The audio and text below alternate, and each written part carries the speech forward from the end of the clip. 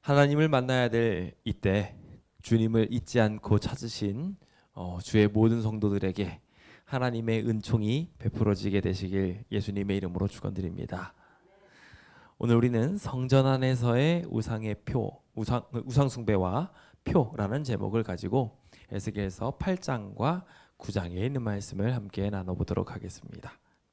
먼저 계시록 9장 4절에 있는 말씀 함께 읽어보도록 하겠습니다. 함께 읽어볼까요? 시작. 그들에게 이르시되 땅에 풀이나 푸른 것이나 각종 수목은 해하지 말고 오직 이마에 하나님의 인침을 받지 아니한 사람들만 해하라 하시더라. 아멘. 여기 심판의 칼날을 든 천사들이 등장합니다. 그 천사들은 주님의 분노와 진노를 표현하기 위해 파송되었습니다. 그런데 주님께서는 이 백성들을 심판하시기 전에 하나님의 백성들을 따로 구별하셨습니다. 푸른 풀이나 그리고 각종 수목으로 표현되어 있는 이 하나님의 백성들은 다른 말로 하나님의 인침, 하나님의 표를 받은 사람들이다 라고 정의하고 있는 것을 보게 됩니다.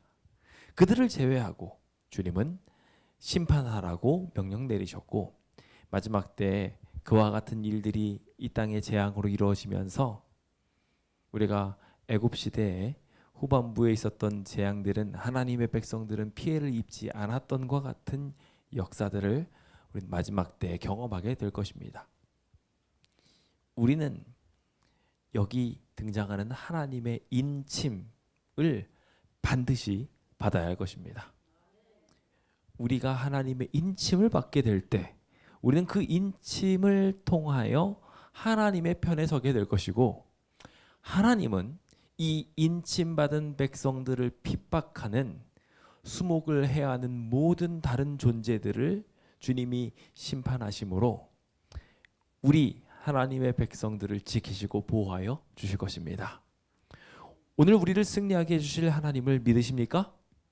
그렇다면 함께 믿음을 담아서 구호를 외쳐보도록 하겠습니다. 구호 준비. 야 너희는 두려워 말라. 여호와께서 싸우시리라. 아멘. 우리 주님이 우리를 위하여 싸우시고 결국 승리하실 것입니다. 그것을 믿으며 우리 함께 우리의 이마에 주님의 도장을 꽉 찍게 되시길 예수님의 이름으로 축원드립니다.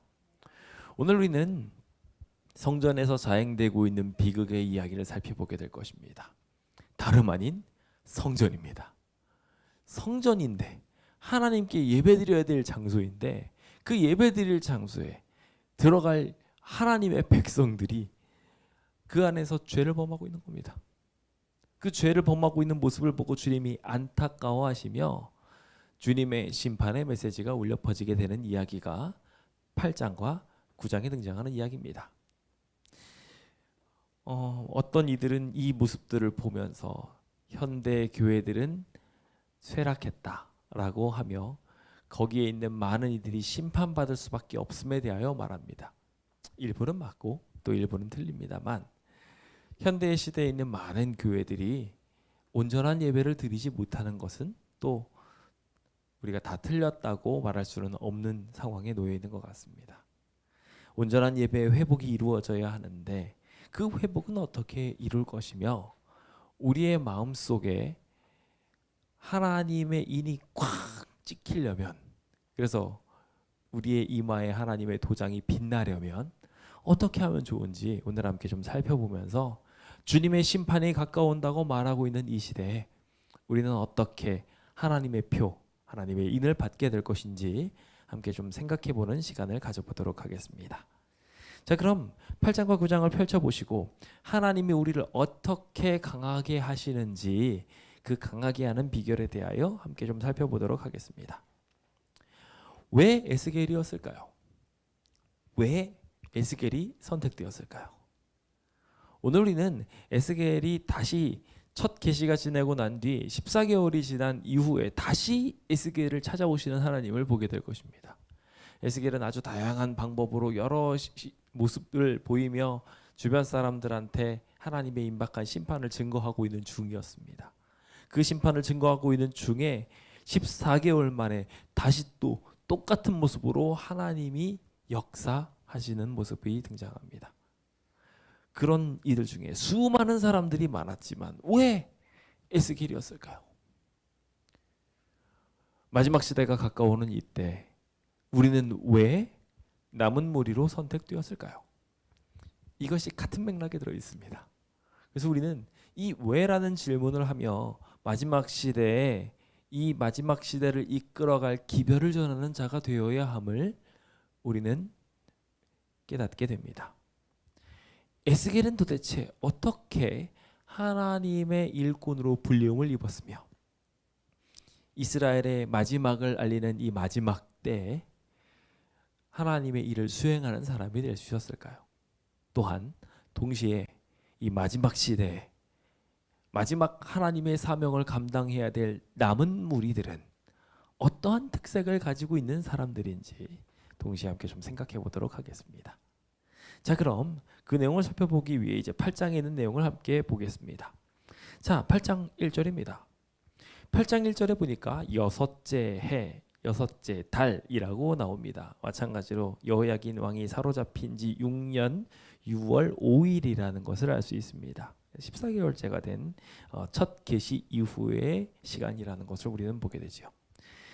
전에는 우리가 알고 있는 것처럼 자연스럽게 하나님께서 그발 강가에 임하는 모습들을 우리는 보았었습니다.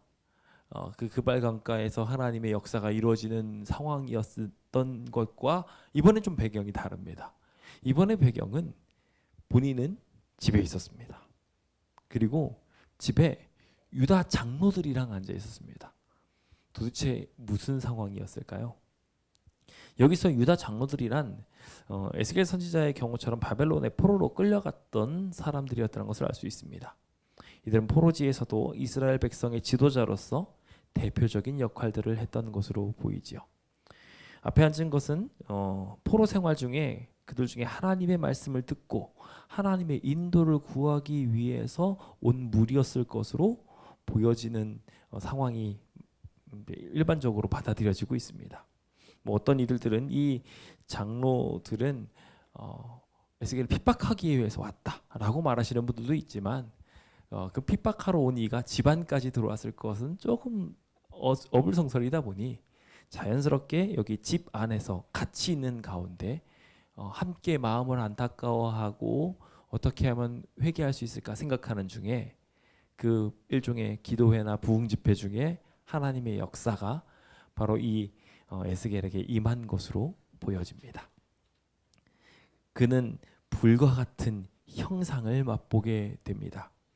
우리가 불의 혀와 같은 역사가 이마에 여기 쫙 피어나면서 성령의 역사가 이루어졌던 것처럼 지금 그도 성령의 이끌리심으로 놀라운 기적을 보고 있었던 것인데 우리가 잘 알고 있는 이 불의 형상 그리고 아래 모습은 불 같고 허리 위는 광채가 나는 단새와 같은 예수님의 모습, 우리 구원자이신 주님의 모습이 여기에 똑같이 등장하게 되는 것을 보게 됩니다. 그는 이 모습을 기재하면서 주님의 놀라운 기적의 모습을 4절에 하나님의 영광이 있었는데 들에서 본 모습과 같았다고 이야기를 하면서 하나님의 영광이 지금 자신에게 보이고 동시에 또 한 곳에 보이게 되는 것을 기록하고 있습니다. 그 또 한 곳은 어디였을까요? 참 재밌게도 손 같은 것이 쫙 나타나더니 머리채를 끌고 갑니다. 표현을 보면요, 머리털 한 모숨을 짚고서 쫙 끌고 갔다고 기록하고 있어요.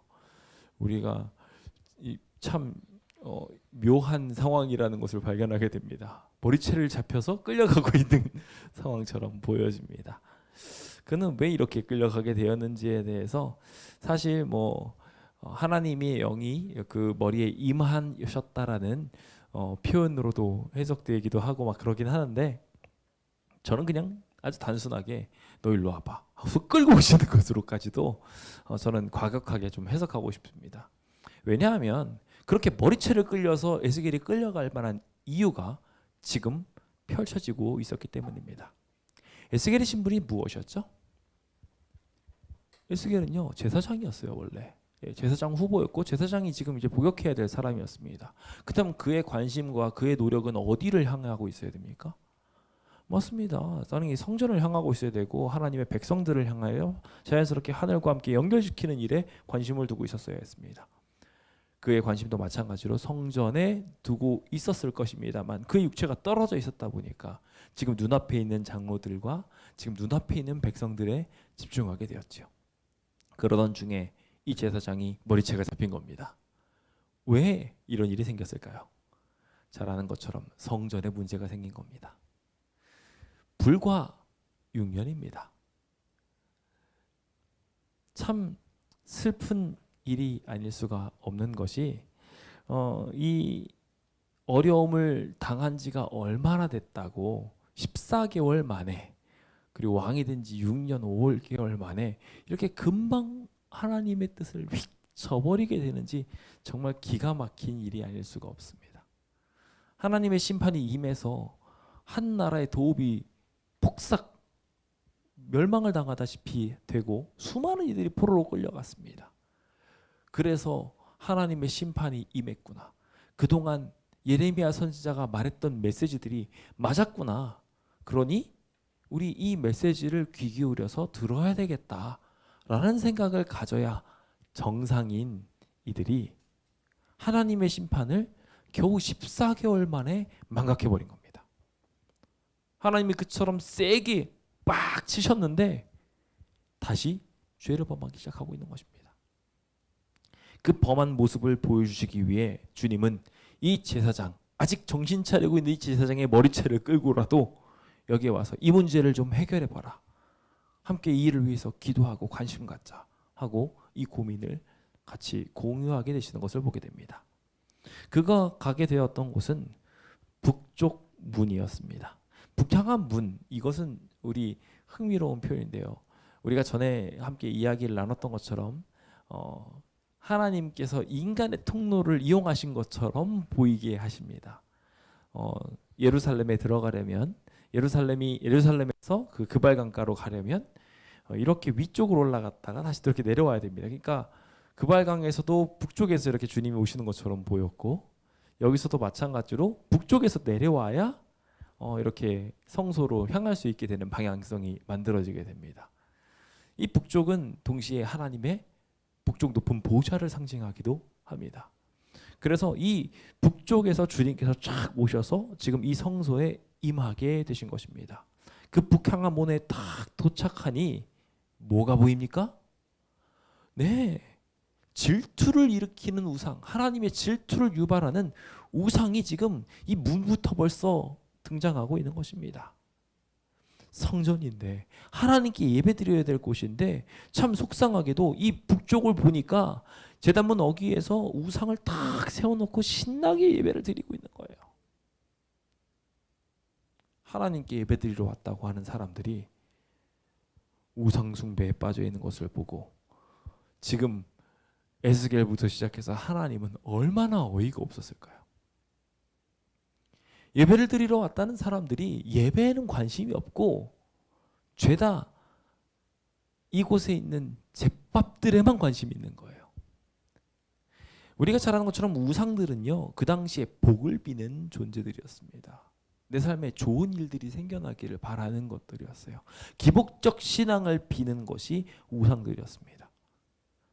이 우상은 직관적으로 그 쾌감을 만족시켜줬고 직관적으로 그 문제가 일어나는 것처럼 보여주었습니다. 그러다 보니까 그 문제가 해소되는 것처럼 보였어요. 당장 눈에는 우리가 기도해가지고 하나님 도와주십시오 라고 이야기하는 것은 아무 일도 일어나지 않는 것 같은데 위대한 하나님께서 그것을 보고 보이지 않는 곳에서 일하시는 반면에 여기 우상 숭배자들은 우상을 숭배하면서 그 당시에 갑작스럽게 보여지는 마술사나 속임을 주는 요술사들의 이야기를 보면서 그 앞에서 바로 즉각적으로 그들의 감탄을 자아내는 뭔가가 눈앞에 보여졌던 것입니다. 그것을 보고 막 눈이 휙휙 돌아가는 거예요. 당장 무슨 문제든지 해결될 것 같고 아픈 데를 가져가면 나을 것 같고 그런 기복에 빠져 있는 겁니다. 당장 자신의 삶이 궁핍하면 그 문제를 좀 해결해 달라고 하나님한테 가야 되는데 안타깝게도 이 북쪽에 이렇게 우상이 쫙 자리 잡고 있으니 그들은 하나님께 예배드리러 가지 않고 이곳에서 자신의 욕망을 위한 예배를 드리고 있었던 것입니다. 근데 참 안타까운 것은요, 이걸 보고서 하나님께서 인자야 이스라엘 족속이 행하고 있는 이 일들을 보느냐라고 묻고 그냥 끝이면 좋겠는데 아닙니다. 크게 가증한 일 때문에 주님은 이것 때문에 이 성소를 떠나시고 있다고 말하고 있는 것입니다. 아까 말씀드린 것처럼 그 발강가에 임했던 그 하나님의 영광이 여기도 사실은 있었던 거예요. 그런데 주님께서 그들을 다시 찾아오시면서 그 포로로 끌려갔던 뒷따라 오시는 그 길들을 보시며 거기에 다시 임하시고 다시 여기를 보라고 이야기하고 하나님께서 그렇게 하실 수밖에 없었던 이유가 하나님의 놀라운 역사가 이 안에 있었음에도 불구하고 그들이 거절하고 버리고 이곳을 더럽히고 있으니 하나님 여기 같이 계실 수 있어요? 없어요? 우리가 잘 아는 것처럼 우리 마음에 두 신을 섬길 수가 없어요. 둘 중에 하나를 섬기는 것입니다. 그들은 우상숭배를 택했어요. 이곳은 우상숭배의 예배터가 되어버리고 말았어요. 성전이라고 이름이 지어졌지만 그곳은 우상숭배하는 곳이었던 거예요. 그러니 하나님께서 여기 계실 수 있어요? 없어요? 없어요.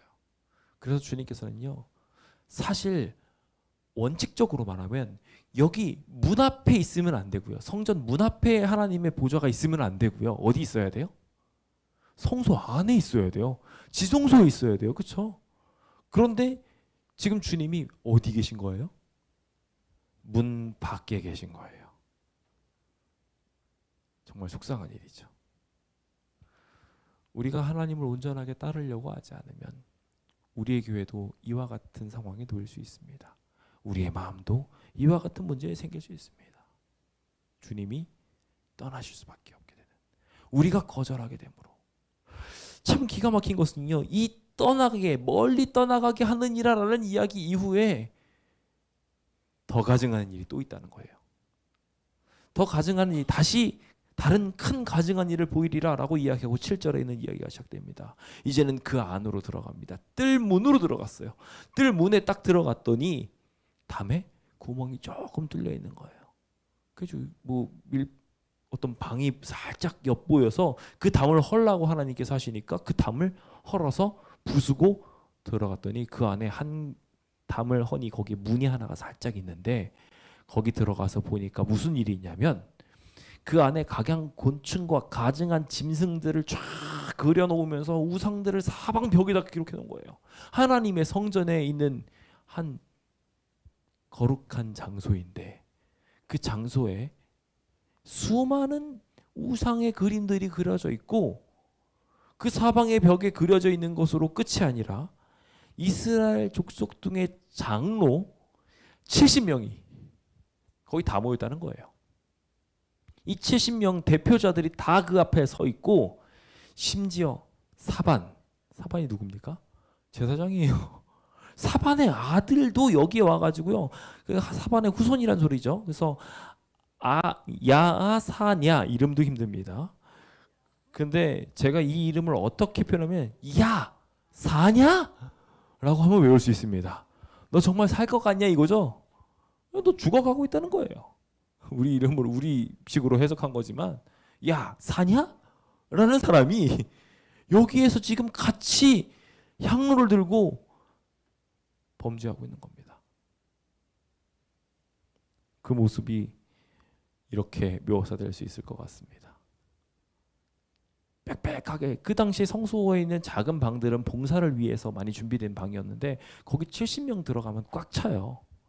장로들이 여기에 모여가지고요 향로를 잔뜩 펴놓고 옆에다가 우상들 잔뜩 그려놓고 난 다음에 거기서 이러고 있는 거예요. 그 모습을 보고 있는 이 에스겔의 심정은 어땠을까요? 다른 누구도 아니라 이스라엘의 장로들이 지금 우상 숭배에 빠지고 있어요. 그러면서 그들이 하는 이야기를 듣게 하십니다. 그 우상의 방한 어두운 데서 행하는 것을 너 봤니? 라고 이야기하면서 그들이 하는 말을 들려주시는데 여호와께서 우리를 보지 아니하시며, 지금 이 골방에 들어가서 내가 하고 있는 욕심을 피우고 있는 우상을 숭배하고 있는 이 물들 주님 모르신다는 거예요. 지금 어디서 이러고 있으면서요? 성전 안에서 이러면서, 그것도 성전에다가, 하나님이 성전에다가 우상으로 도배를 해놓고 나서 그 안에서 막 죄를 범하면서 여호와께서 이 땅을 버리셨다. 그들은 심판을 받았습니다만 주님의 사랑에 매였어요.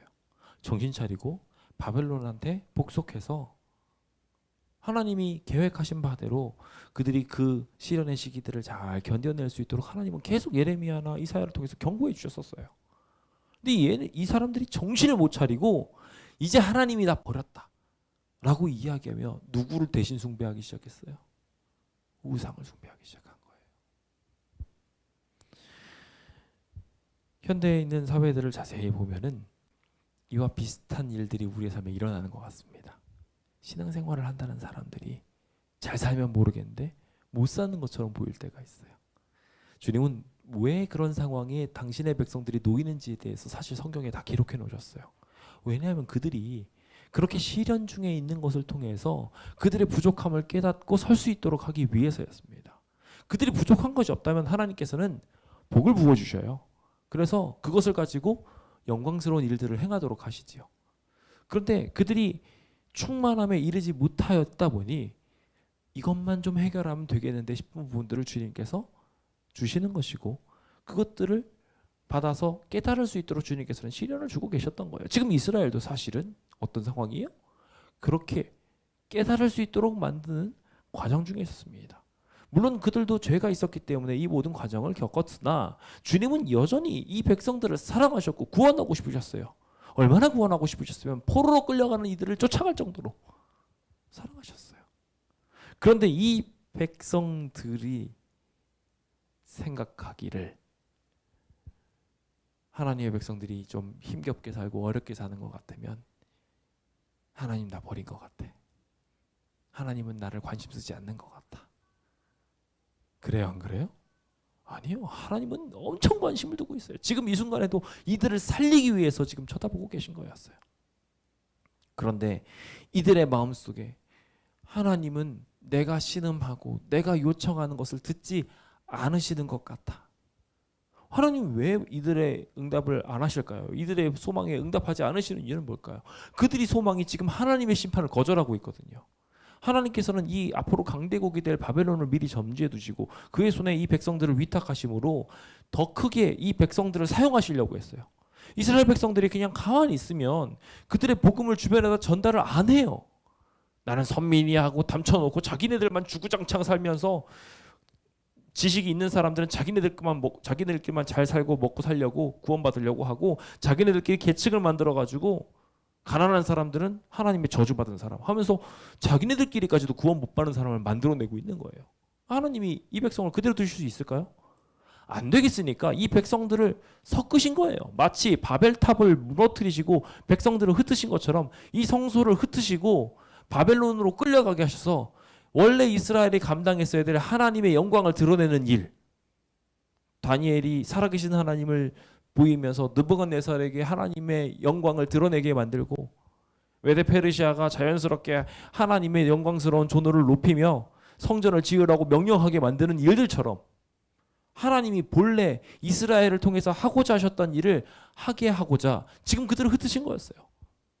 근데 이들은 그 일들을 망각해버린 채 하나님은 우리 버리셨어 라고 이야기하면서 이 모든 것들을 포기하고 놔버리고 오히려 뭐 하고 있어요? 하나님은 우리와 함께하지 않으니 이제는 우리의 낙은 돈밖에 없다. 이 땅에 있는 명예와 즐거움밖에 없다. 그래서 여기 빠져가지고 오 그러고 있는 겁니다. 주님은요, 여기 더 다른 큰 가증한 일이 있다고 또 말씀하시면서 이제는 북문을 향하여 보라고 이야기하십니다. 보니 거기에 여인들이 앉아 있는데요, 단무스를 위해 애곡하고 있었다고 말하고 있어요. 이 담무스를 위한 애곡에 대한 표현은 뭐냐면요. 이 담무스는 우리가 수메르어 두무지 충성스러운 아들, 뭐 생명의 아들이라는 이야기에서 나온 이걸로 이시타르, 여신 이시타르를 상징한다고 생각하면 됩니다. 우리가 전에 그래서 부활절 이야기하는 그거 이야기했던 거 기억하시죠? 그 신입니다. 이 여신은 풍요의 여신이에요. 그 풍요의 여신 앞에 가가지고 이 여인이 애곡하고 있었던 거예요. 근데 이 애곡이라는 단어를 원어를 그대로 보면은요, 이 애곡은 나탄입니다. 예, 나탄인데 바카인데요, 바카. 이 바카라는 단어는요, 회개라는 의미를 가지고 있어요. 그러니까 누구한테 가서 회개하고 있어요? 예수님한테 가서 회개해야 돼요. 사실 예배를 드리는 걸 어떻게 예배를 합니까? 양을 가지고 와가지고 주님한테 자신의 죄를 내어놓고 그렇게 하는 일들을 해야 되는데, 지금 이 하나님이 계신 북쪽 성전을 향하여 이 사람들이 똑같이 기도해야 되는데 거기 뭐가 가로게 막혀 있어요? 담무스 신이 딱, 부활신이, 다른 신이 딱 여기 있는 거예요. 그리고 그들을 향해서 하나님께 회개해야 되는데 하나님께 회개하지 않고 누구한테 회개하고 있어요? 이 세상의 풍요를 위해서. 내가 더 돈을 얻었어야 되는데 그러지 못했어. 내 풍요를 위해서 더 노력했을 때 그러지 못했어 하면서 자기를 성찰을 하는데 뭘로 성찰하고 있어요? 자기를 회개하고 있는데 어떻게 회개하고 있어요? 더 깊이 세상을 향하여 달려가겠노라고 회개하고 있어요. 이 모습을 보면서 주님께서는 너무나도 안타까워 하셨습니다. 더 나아가 더 큰 가증한 일이라고 이야기하면서 또 데리고 와서 이제 성전 안뜰까지 가십니다. 그 안뜰에 가보니까요, 이제는 성전 안뜰에 보면 이제 문이 딱 등장하는데, 문은 어떻게 들어오게 되어 있으냐면, 성전에 들어오려면 동편문으로 들어왔어야 했습니다. 동편문은 태양을 등지고 들어오는 곳이에요. 이 세상 신들이 대부분 농경 문화나 각종 문화들이 이 태양신을 숭배하도록 자연스럽게 자연적인 유도가 이루어지게 사단이 자꾸 유도하고 있다 보니, 거기 있는 이 태양신을 거절하고 들어오라는 의미로 동쪽을 거절해서 들어오도록 하셨어요. 그런데 지금 이제 성전 안뜰에 들어와 가지고 성전 문을 딱 보니까 그 동편에 뭐 하고 있어요? 사람들이 이 성전을 바라보지 않고 동쪽 문을 딱 쳐다보면서 거기에 임하고 있는 태양신을 보고 찬양하고 있는 겁니다. 저는 이 사진을, 이제 이 그림을 찾아냈습니다. 에스겔과 관련된 메시지를 하는 중에 이 에스겔 다른 사람들에게 예배를 드리고 있는 이 이스라엘 백성들의 모습을 그리고 있는 그림인데, 저 이거 보고서 깜짝 놀란 게 일출을 보러 간 사람들인 줄 알았어요.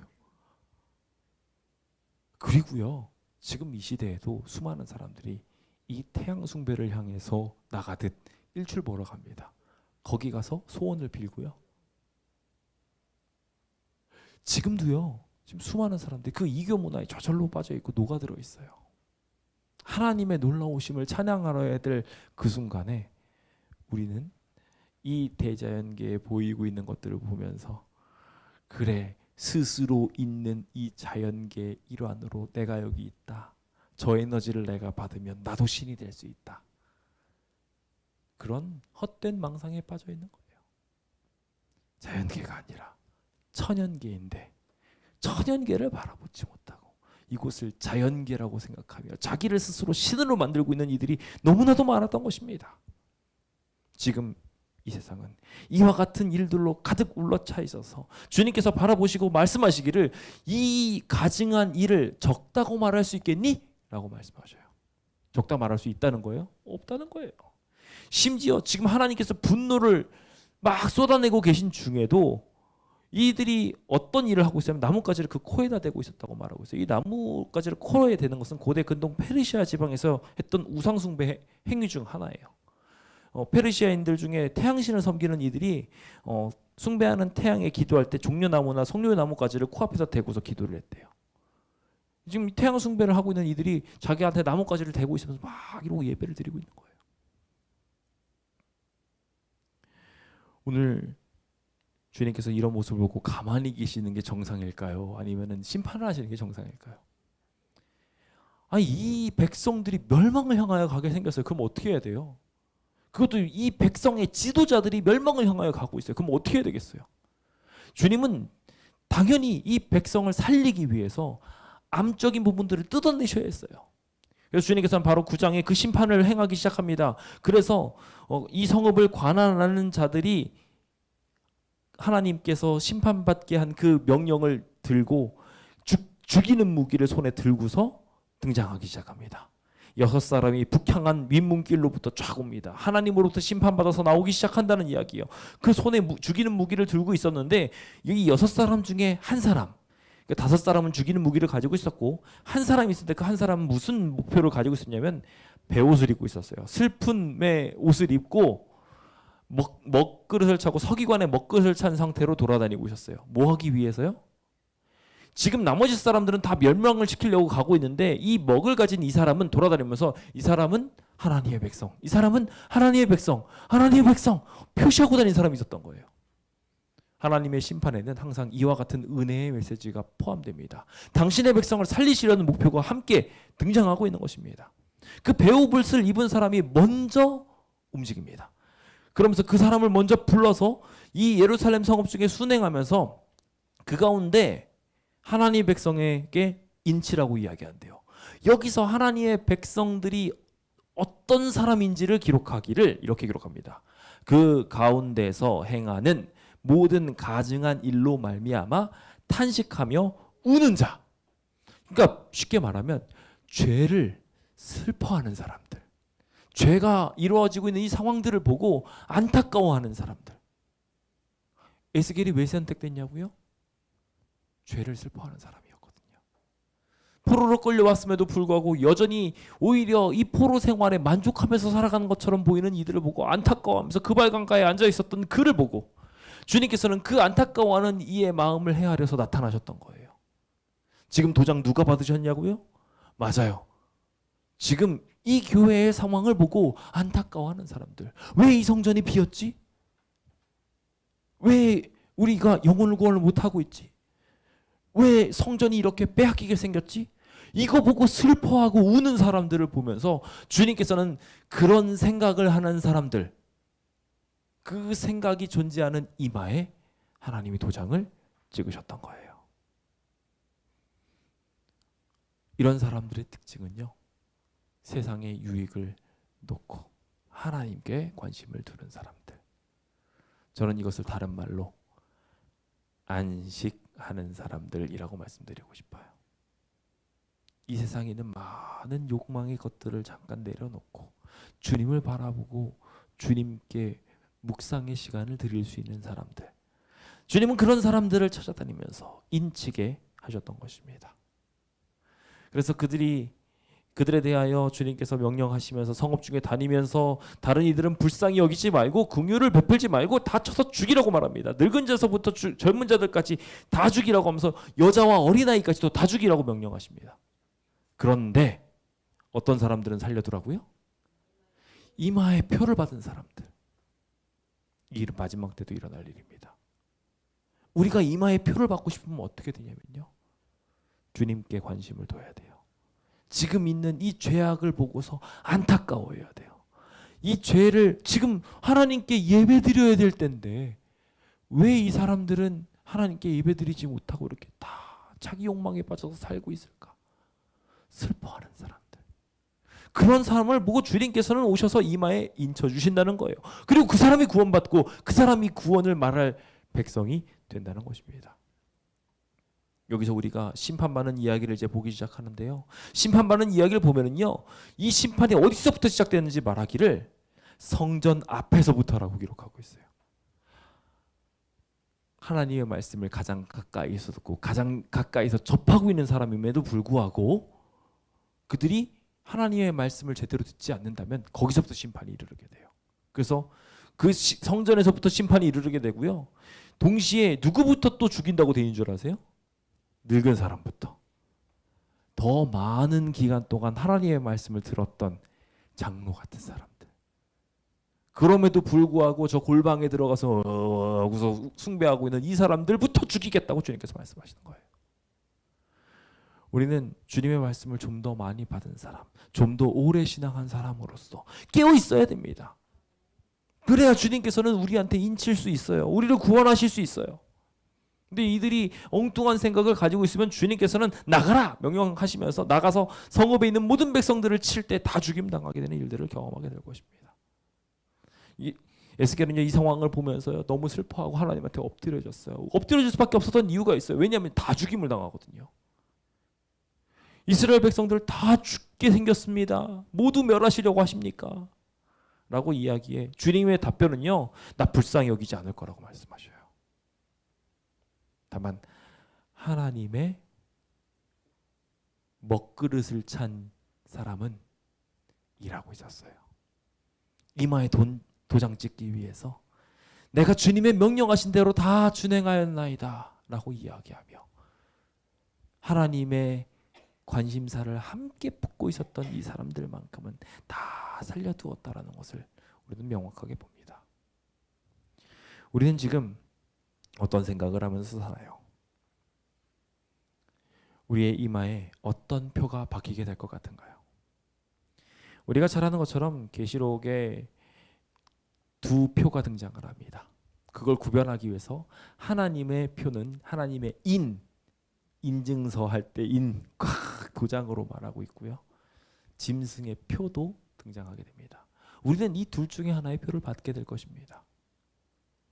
참 흥미롭게도 마지막 시대에 그것이 등장하게 되는 것은 내가 하나님을 위해 시간과 관심사를 다 내려놓고 주님께 온전히 예배 드릴 수 있느냐 없느냐, 평소에 내내가 아니라 이 안식일만큼이라도 깨어서 주님께 온전한 예배를 드릴 사람이 될 것이냐, 그래서 다른 사람들과 완전히 다른 길을 걷더라도 나는 주님의 선택한 길로 걷겠습니다라고 말하면서 다른 사람들과 완전한 다른 길을, 참된 예배의 성질을 가질 사람들, 그 사람들에게 도장 찍힌다고 말하고 있어요. 제대로 예배 드려야 될 때 그것을 바라보고 그러지 못하는 사람 보고 슬퍼하는 사람들, 그들의 이마에 주님의 도장이 찍히게 될 것입니다. 우리는 우리의 교회를 보면서 어떤 마음을 품고 있나요? 우리의 상황들을 보며 주님의 뜻이 이루어지지 않은 것을 보고 슬퍼하는 이들이 있다면 주님은 그들을 에스겔 삼아, 그들을 마지막 엘리야를 삼아서 이 마지막 남은 시간들을 잘 이끌어 가실 거라고 생각합니다. 부디 그들에게 내려지는 늦은 비 성령이 우리의 이야기가 되길 예수님의 이름으로 축원드립니다. 초기 문집에 보면 그들 역시 배워야 할 것이 많고 다시 배워야 할 것도 많이 있었다고 말하면서 우리도 여전히 안심할 사람들이 아니라 깨우쳐야 될 사람을 말하고 있었어요. 그러면서 지금 아니요, 우리는 짐승의 가르침을 따르지 않겠소 라고 말하는 그 사람이 필요하다고 말하고 있습니다. 우리가 바로 그 사람이 되어야 합니다. 주님의 가르침을 따르지 않고 무너져가는 사람들을 보고 슬퍼하고 짐승의 가르침을 단호하게 거절하는 그런 멋진 사람들 되시길 간절히 바라면서 오늘 모든 말씀을 마치도록 하겠습니다. 감사합니다.